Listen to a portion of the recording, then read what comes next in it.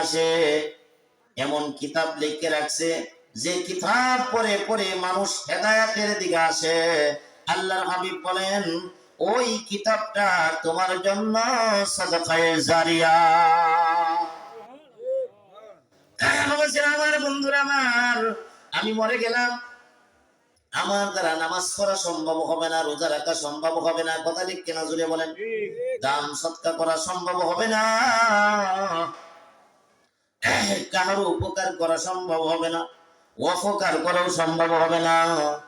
আল্লাহ রাসূল ৩ নম্বরে বলেন আওয়ালাদিন সালিহিন ইয়াদউ লাহু, এমন সন্তান যদি তুমি দুনিয়াতে রেখে যাও যে সন্তানটা আওয়ালাদিন সালিহিন, নেককার সন্তান, নেককার সন্তান তোমার জন্য সাদকায়ে জারিয়া। নেককার সন্তান কি? কথা বলে না, নেককার সন্তান কি?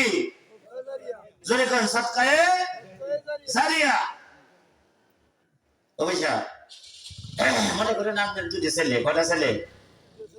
দুইটা ছেলে। এই দুইটা ছেলে মনে হয় একজন এমএ পাস করছে আর একজন দাওরা পাস করছে। দাওরা পাসে তখন মাস্টার্সের সমমান দিয়েছে, এমএ পাসের সমমান দিয়েছে। এখন কি ছিল, দুজনই তো পড়ালেখা করছে, কথা ঠিক কিনা? এখন আপনার জানাজার নামাজটা কেটা পড়াইতো?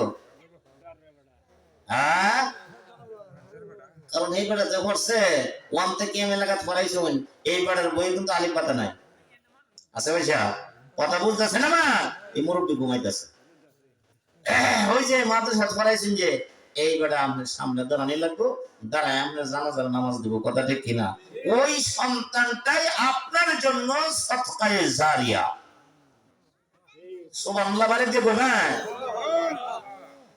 আপনি দুনিয়া থেকে বিদায় হয়ে যাবেন, আপনার এই সন্তান বাবার শিখরে বসে বসে আল্লাহর কোরআন তেলাওয়াত করবে, চৌকের ফানি গুলি সেরে সেরে কানবে, আল্লাহ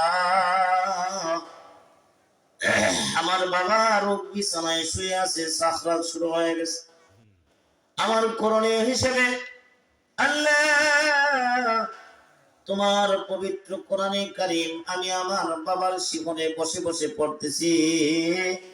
আল্লাহর হাবিব বলেন কোন সন্তান যদি ওই মা বাবার শিখরে বসে মৃত্যুর আগে যদি মা বাবার শিহরে বসে বসে সূরা ইয়াসিন তেলাওয়াত করে, আল্লাহর নবী বলেন ওই মাতা পিতার সাখরাতের আযাব